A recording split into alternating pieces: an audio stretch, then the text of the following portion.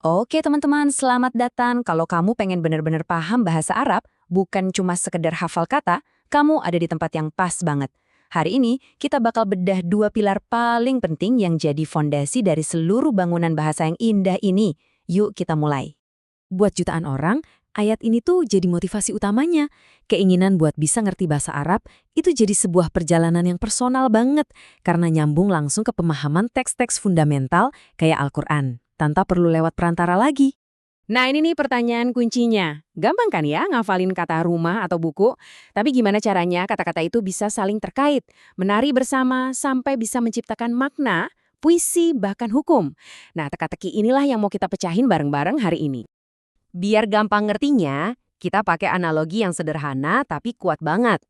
Bayangin deh, kita mau bangun sebuah rumah. Nggak mungkin kan kita asal tumpuk batu bata gitu aja? Kita butuh dua hal, batu batanya itu sendiri, dan tentu saja cetak biru yang ngasih tahu gimana cara nyusunnya. Ya memang sih ada cabang-cabang ilmu yang lebih canggih kayak balagoh atau ilmu retorika yang keren banget. Tapi kan sebelum kita bisa lari, kita harus belajar jalan dulu. Dan langkah pertamanya yang paling wajib ya, menguasai dua ilmu inti ini. Dan inilah dua ilmu itu, Nahwu dan Syaraf. Coba deh bayangin gini, Syaraf itu kayak pabrik yang super canggih. Dia ngambil bahan mentah, terus diolah jadi semua batu bata yang kita butuhin. Kata kerja, kata benda, kata sifat, macem-macem deh. Nah kalau Nahwu, dia itu arsiteknya. Dia ngambil semua batu bata dari pabrik tadi, terus ngasih kita cetak biru. Aturan-aturan gimana cara nyusunnya dengan benar, biar jadi kalimat yang kokoh dan punya makna. Oke, kita mulai dari si arsiteknya dulu ya. Kita bakal lihat lebih dalam gimana Nahwu ini ngatur struktur dan makna sebuah kalimat.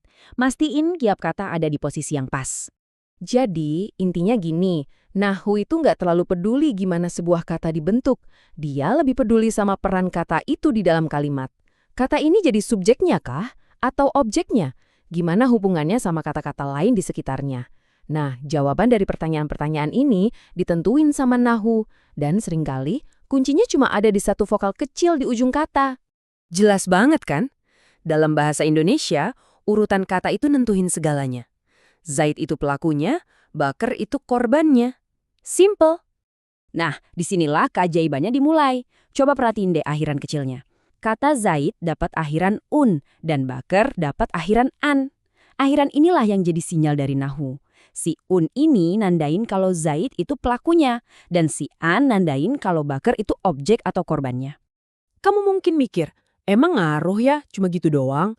Kita kan nggak ngubah urutan katanya sama sekali, cuma dua vokal kecil di akhir.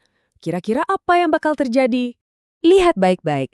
Urutan katanya masih sama persis, kata kerja, terus Zaid, terus Bakar. Satu-satunya yang berubah adalah sekarang Zaid pakai akhiran an dan Bakar pakai akhiran un. Dan boom, disinilah kita lihat betapa dahsyatnya kekuatan Nahwu. Cuma gara-gara nuker harokat akhir itu, kita udah ngebalik peran. Pelaku jadi korban, korban jadi pelaku. Makna kalimatnya muter 180 derajat. Inilah kenapa Nahwu itu disebut cetak biru, tanpanya bangunan kalimat kita bisa ambruk dan jadi nggak jelas artinya. Oke, tadi kita udah kenalan sama si arsitek. Sekarang, yuk kita mampir ke pabrik tempat batu batanya dibuat. Kita pindah ke Syaraf dan lihat gimana caranya dia nyetak kata-kata. Kalau Nahwu itu ngurusin hubungan antar kata, Syaraf ini lebih fokus ke jeroannya sebuah kata. Ini adalah ilmu yang bikin kita bisa ngambil satu ide dasar, satu akar kata, terus mengubahnya jadi macam-macam bentuk buat ngungkapin nuansa makna yang beda-beda. Oke, ini dia bahan mentah kita. 3 huruf ini, ha, mim, dal, itu membawa ide dasar tentang pujian. Sekarang ayo kita lihat apa aja yang bisa dibikin sama pabrik Syaraf dari bahan mentah ini. Coba lihat, ini luar biasa banget. Dari satu akar kata yang sama, kita bisa dapat Muhammad, orang yang dipuji, Ahmad yang paling terpuji, Hamid, orang yang aktif memuji, Mahmud, orang yang pasif dipuji, Alhamdu, konsep pujiannya itu sendiri, dan Tahmid, yaitu tindakan memujinya. Semuanya ini kata yang beda, nuansanya beda, tapi asalnya dari pabrik yang sama. Nah, itulah sihirnya Syaraf. Oke, jadi kita udah punya 2 jagoan nih. Nahwu si arsitek dan Syaraf si pabrik kata. Sekarang, Mari kita gabungin semuanya biar kita paham kenapa dua-duanya ini krusial banget buat siapapun yang belajar bahasa Arab. Tabel ini ngerangkum semuanya dengan pas banget. Nahu, si arsitek, fokusnya di struktur kalimat.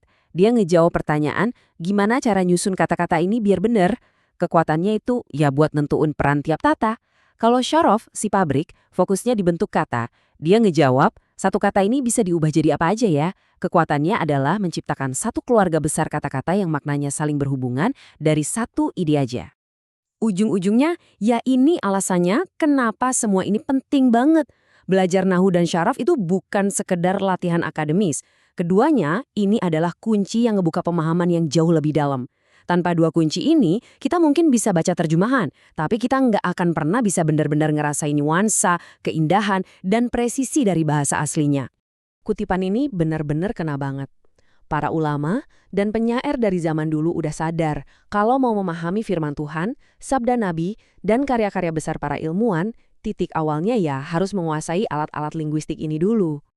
Jadi sekarang kamu udah ngerti kan bedanya? Kamu udah dapat konsep arsitek dan pabrik kata.